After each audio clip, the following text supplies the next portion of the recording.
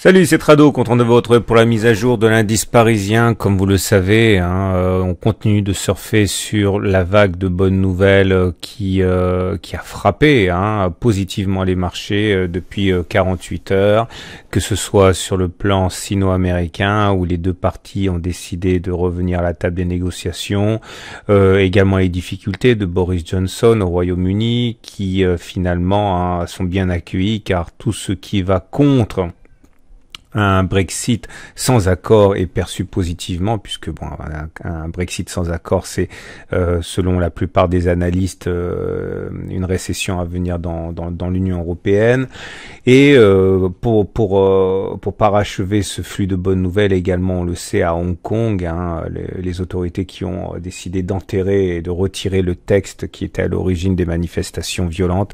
Donc on continue sur notre lancée et surtout on continue d'accumuler sur des espoirs parce que concrètement il n'y a pas grand chose mais le spectre des dangers semble s'éloigner. Alors, nous avions un gap qui a été ouvert à 5438, 5508. On pouvait s'interroger sur la nature de ce gap, un gap commun, gap de continuation. Alors, si c'était un gap de continuation, je vous rappelle que l'idée c'était d'acheter et de mettre un stop en cas de comblement et de clôture en dessous du gap 5483, 5508.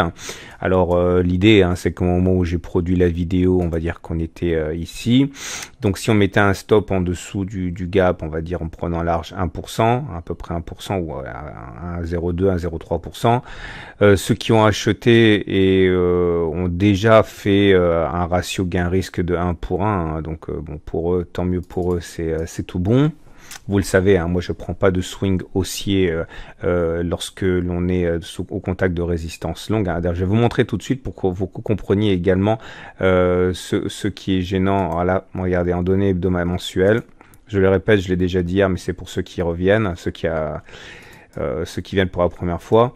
Regardez, on est en plein dans la zone de résistance mensuelle ici qui a été intraitable depuis 2017, octobre 2017. Alors, acheter sur un swing, j'ai bien dit un swing, c'est-à-dire quelque chose qui va durer plusieurs jours, alors qu'on est dans une zone qui est meurtrière, ça je peux pas faire. Donc encore une fois, je suis désolé de me répéter, je parle de swing parce que si on bascule en données horaires, encore une fois, c'est complètement différent, vous savez.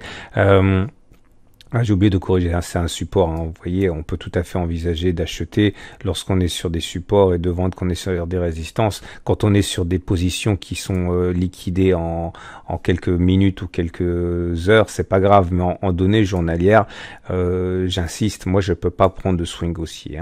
Donc en tout cas, ceux qui ont décidé de le faire ont eu raison de le faire et on ouvre un autre gap ici, comme vous pouvez le voir, le gap des 5539, 5560, avec toujours la même possibilité d'acheter en mettant un stop loss en dessous du précédent gap. Alors attention parce que là on avance vraiment à grands pas vers les autres résistances ici, mais bon en gros si on achète maintenant qu'on a un stop loss en cas de clôture sous le gap avec 1,2% on va dire 1,1, 1,2% et qu'on vise donc au moins un ratio 1 pour 1 pour que ça soit intéressant, ça nous amènerait ici au cœur de la résistance. Pour ceux qui se sentent de le faire, pourquoi pas. C'est pas stupide on va dire, mais bon c'est contre mes principes élémentaires.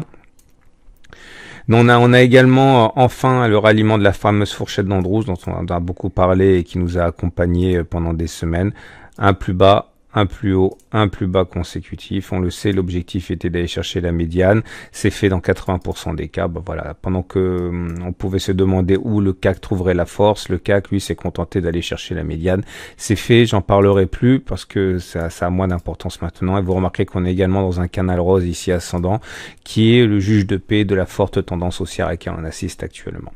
Le chandelier japonais du jour, c'est comme le chandelier japonais de la veille. C'est exactement la même chose. On continue à monter, on est dans le tiers haussier, donc c'est positif. Normalement, on devrait aller visiter des plus hauts demain. Les indicateurs techniques, on voit que la tendance elle est haussière, on est au-dessus de la moyenne mobile à 20 séances qui monte, on est au-dessus de la moyenne mobile à 7 séances qui monte, on a été poussé par le croisement haussier ici qui normalement donne pas des résultats mirobolants, mais en ce cas d'espèce le signal haussier perdure.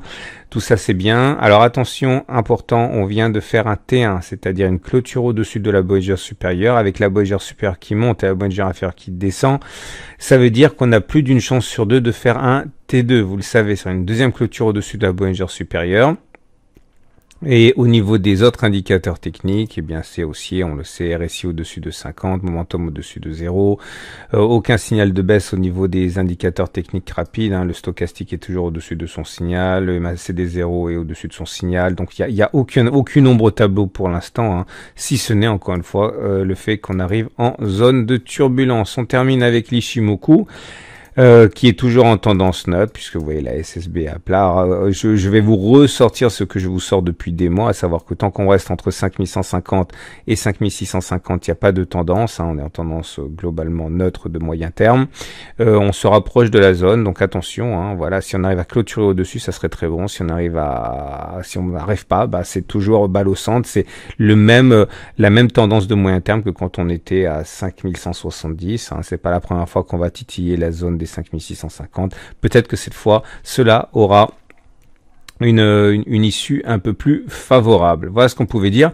Ah oui, j'ai oublié. Vous savez que je suis de très près la lagging span. Alors voilà, regardez. On avait ici une oblique, on l'a mis en rose ici, mais vous voyez, on a bataillé, finalement on a réussi à la casser le 19 août. Tout ce qui se passe au niveau des cours doit être répliqué par la lagging span, c'est-à-dire que la lagging span maintenant se confronte à cette même oblique, hein.